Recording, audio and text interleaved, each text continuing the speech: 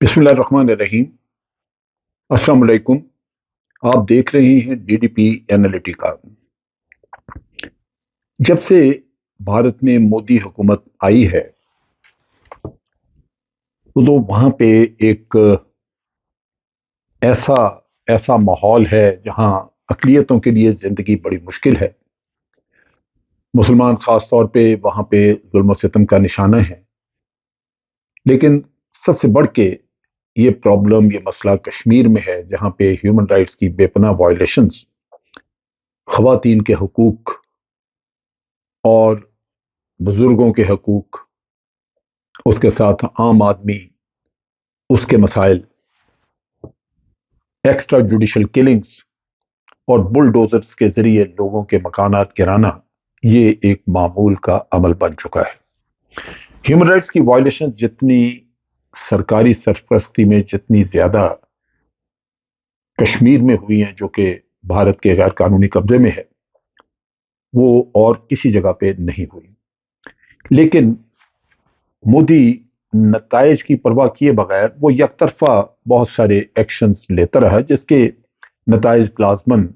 اچھے نہیں ہوں گے، اچھے نہیں ہوئے بھی، پہلے مسائل پیدا بھی ہوئے۔ مثلا انہوں نے آرٹیکل 370 اور 35A کانسٹیٹیوشن کا، جس میں ایک اسپیشل اسٹیٹس دیا ہوا تھا کشمیر کو، وہ انہوں نے ختم کر دیا، اور مطمئن کوئی اس پہ کوئی پرواہ نہیں۔ لیکن یہ یک طرفہ عمل جو ہے، یہ بے شک مغربی دنیا آج منافقت کی وجہ سے خاموش ہے، لیکن اس کا ہرگز مطلب یہ نہیں کہ یونائٹڈ نیشن کے چارٹر سے یہ چیزیں مٹ گئی ہیں۔ یونائٹڈ نیشن میں یہ ڈسپیوٹ آج بھی موجود ہے، قراردادیں موجود ہیں، اور اسی طرح چونکہ ڈسپیوٹ میں چائنا بھی شامل ہے، تو بھارت کا یہ ایکشن کہ بھارت نے اعلان کر دیا کہ جی ہم نے لداخ یونین ٹیریٹری بنا دی، لے کو یونین ٹیریٹری، کشمیر یہ یونین ٹیریٹری بن گئی، اسمبلی ختم کر دی، یہ چیزیں یک طرفہ کرنے سے بھارت کو نقصان بھی اٹھانا پڑا اور مزید اٹھانا پڑے گا۔ اس میں بھارت نے ابھی مثال کے طور پہ جو ریسنٹ انہوں نے کارروائی کی، اروناچل پردیش میں انہوں نے جا کے کوئی ڈیولپمنٹ ورک وغیرہ کرنے کی کوشش کی، اور چائنا نے فوری طور پہ کہا کہ آپ ہماری ٹیریٹری میں یہ کام نہیں کر سکتے۔ اور چائنا بجا طور پہ سمجھتا ہے کہ اروناچل پردیش در حقیقت یہ جنوبی صدن تبت کا علاقہ ہے، اور جو چائنا کی ملکیت ہے، اور چائنا لازماً اس پہ اپنا حق رکھتا ہے۔ اسی طرح کشمیر ایک متنازع علاقہ ہے، جہاں بھارت منمانی اگر کرے تو وہ لازماً پاکستان اس کو قبول نہیں کرے گا، اور نہ ہی آل پاکستان حریت کانفرنس اس چیز کو مانے گی۔ جو ابھی حرکت کر رہا ہے بھارت، وہ یہ کہ G20 جو گروپ ہے، اس کی میٹنگز وغیرہ جو بھارت میں ہونی ہے، ان میں سے بعض میٹنگ جو ہیں وہ کشمیر میں کر رہے ہیں۔ یہ 22 سے 24 مئی، اسی سال 22 سے 24 مئی تک ہوں گی میٹنگز۔ ان میں جو ٹورزم ورکنگ گروپ ہے، اس کی میٹنگ سری نگر میں ہو رہی ہے 22 سے 24، اور اسی طرح 2 اور میٹنگز ہیں جو کہ انہوں نے شیڈول کی ہوئی ہیں، جو کہ کنسلٹیٹو گروپس ہیں ان کی، یوتھ افیئرس پہ۔ یہ غالباً لیہ میں اور سری نگر میں ہوں گی، اس علاقے میں جو کہ انڈیا نے غیر قانونی طور پہ اپنے قبضے میں رکھا ہوا ہے۔ پاکستان نے ان میٹنگز کو فوری طور پہ ریجیکٹ کیا ہے، کیونکہ یہ ایک شیطانی عمل ہے، ایک ایسا عمل ہے جہاں بھارت اپنے قبضے کو جائز قرار دینے کے لیے، لیجیٹمائز کرنے کے لیے، دنیا کو ایک میسج دینے کے لیے وہاں پہ اپنی میٹنگز کر رہا ہے، اس ڈسپیوٹڈ ایریا میں، یہ دکھانے کے لیے کہ یہ ڈسپیوٹڈ نہیں، یہ ہمارے پاس ہے اور ہمارا علاقہ ہے۔ وہاں پہ مصنوعی امن کی بھی شکل دکھائی جائے گی، اور ظاہر یہ کیا جائے گا کہ کشمیری جو ہے وہ اب مطمئن ہے۔ جبکہ اسی چیز کے اوپر، اس غیر ذمہ دارانہ حرکت کے اوپر، آل پاکستان حریت کانفرنس نے بھی احتجاج کیا ہے۔ آل پاکستان حریت کانفرنس نے 2 سٹیپس لیے ہیں۔ ایک تو انہوں نے G20 کنٹریز کو میسج دیا ہے کہ یہ جو کچھ بھی بھارت یہاں پہ کر رہا ہے یہ ناقابل قبول ہے،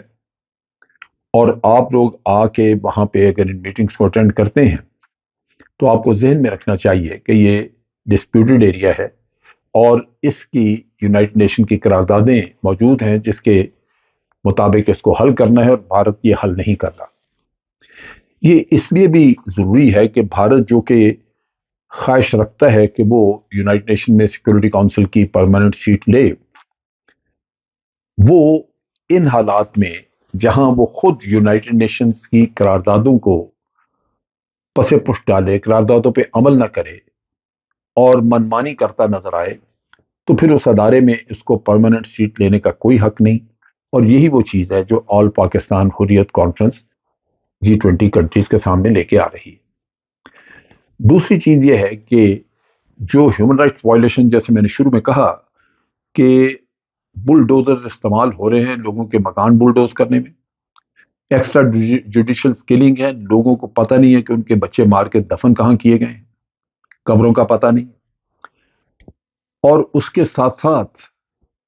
جو پابندیاں جس کی وجہ سے بہت سارے حقوق لوگوں کے پیچھے، جب کووڈ کا مسئلہ تھا تو لوگوں کی موومنٹ نہیں ہو سکتی تھی، اس زمانے میں ہاسپٹلز میں لوگ نہیں جا سکے، تو پھر انسانی شیلڈ بنا کے جیپوں کے سامنے لوگوں کو باندھ کے اور کہا جی پتھر ان پہ مارے۔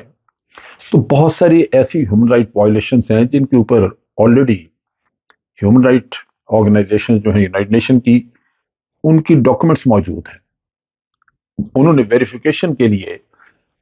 کہا تھا کہ وہاں پہ ڈیلیگیشن جانا چاہیے، جو بھارت نے اجازت نہیں دی، لیکن بہر صورت اس کا یہ مطلب ہرگز نہیں کہ ان کے پاس انفارمیشن نہیں ہے۔ اسی طرح آل پاکستان حریت کانفرنس نے ایک چٹھی یونائٹڈ نیشن کے سیکرٹری جنرل کو بھی بھیجی، ایڈریس کی ہے، اور اس کی توجہ بھی دلوائی ہے اس طرف کہ بھارت جو کچھ کر رہا ہے یہ قطعاً غیر قانونی عمل ہے۔ اب صورتحال یہ ہے کہ پاکستان نے اس چیز کو نہ صرف ریجیکٹ کیا ویمنٹلی،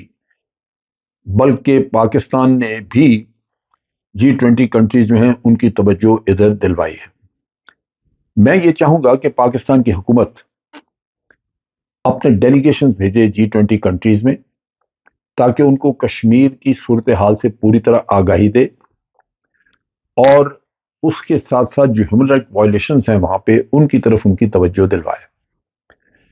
اگر یہ میٹنگز ہوتی بھی ہیں، وہ لوگ یہاں آتے بھی ہیں، تو یہ مناسب ہوگا کہ وہ آنے کے بعد بھارت کو یہ یاد دہانی کرائیں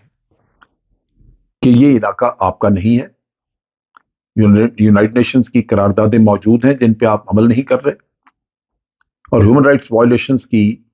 بہت ساری شکایات ہیں، اور ایک رپورٹ بھی موجود ہے جو کہ یونائٹڈ نیشن کی ہیومن رائٹ آرگنائزیشن نے تیار کی تھی، اور بھارت پہ زور دیں کہ فیکٹ فائنڈنگ مشن یہاں پہ آنا چاہیے۔ یہ کام کرنے کے لیے ضروری ہے کہ پاکستان اس میں پہل کرے، اور پاکستان اس میں G20 کنٹریز کے ساتھ فزیکل رابطے قائم کر کے اس سچویشن کو ان کے سامنے لے کے آئے۔ صرف ایک پریس ریلیز کے ذریعے اس چیز کو ریجیکٹ کر دینے سے، یا اس کے اوپر انڈگنیشن شو کرنے سے، یا اس کے اوپر کوئی مذمت کرنے سے معاملہ حل نہیں ہوگا۔ اور اس میں چونکہ چائنا بھی اس سے افیکٹڈ ہے، اس لیے ضروری ہے کہ چائنا کے ساتھ بھی اس معاملے میں مشاورت کی جائے، اور چائنا کی مدد بھی لی جا سکتی ہے اس معاملے میں، کیونکہ یہ ان کا ایشو بھی ہے۔ تو بھارت کو کم از کم دنیا کے سامنے اس طرح کھڑا کر دیا جائے کہ وہ حقیقت فیس کرے، اور پھر اس کو اس بات کا ریگریٹ ہو، رنج ہو کہ اس نے یہ غیر قانونی حرکت کی تھی۔ اب تک کے لیے اتنی ہی۔ افواج پاکستان زندہ باد، پاکستان پائندہ باد۔